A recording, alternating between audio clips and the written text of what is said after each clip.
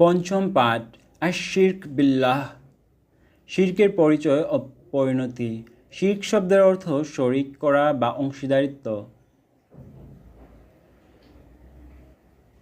খালাকুল মালিকাইন তথা একটি বস্তুর মালিকানায় দুজনের অংশীদারিত্ব প্রতিষ্ঠা করা। আর যে শিরক করে তাকে মুশরিক বলে।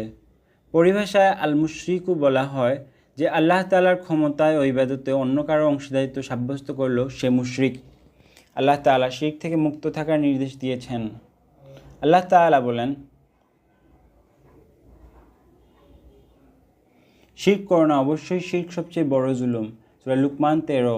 সেই প্রসঙ্গে কোরআনে এসেছে, আল্লাহ তাআলা যাকে ইচ্ছা তার সব গুনাহ ক্ষমা করে দেবেন, কিন্তু শিরকের গুনাহ ক্ষমা করবেন না, এবং আল্লাহর সাথে শরিক করলে সে ভীষণভাবে পথভ্রষ্ট হয়।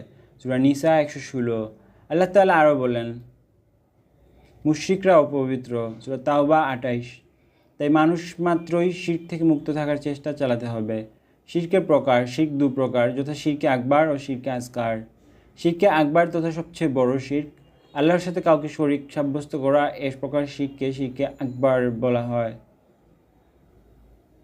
বা শিরকুল জালিয়া বা প্রকাশ্য শিরকও বলা হয়। শিরকে আসগার বা ছোট শিরক, ইবাদতের মধ্যে কেবল আল্লাহর সন্তুষ্টি অর্জন ছাড়া অন্য কোনো উদ্দেশ্য শামিল রাখা, এ প্রকার শিরককে গোপন শিরকও বলে।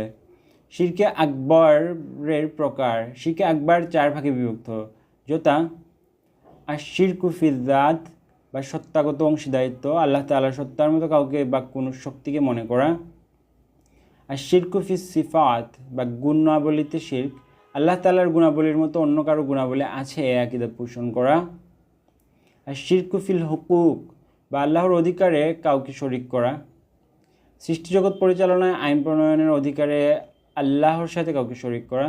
আশ-শিরকু ফিল ইবাদাত বা ইবাদতের মধ্যে আল্লাহর সাথে কাউকে শরিক করা। শিরকে আকবার বা বড় শিরকের ফলে যে গুনাহ হয় তাওবা ছাড়া তা মাফ হয় না। শিরকে আকবার বা শিরকে জলি আকীদার ক্ষেত্রেও হয়ে থাকে। তওবা করে ঈমানকে শিরকমুক্ত করতে না পারলে নিজেকে ঈমানদার দাবি করা যায় না। আল্লাহ তাআলা মুমিনদের পরিচয় দিয়ে বলেন, যারা ঈমান এনেছে এবং ঈমানের সাথে জুলুম তথা শিরকের সংমিশ্রণ ঘটায়নি। সূরা আনআম 82।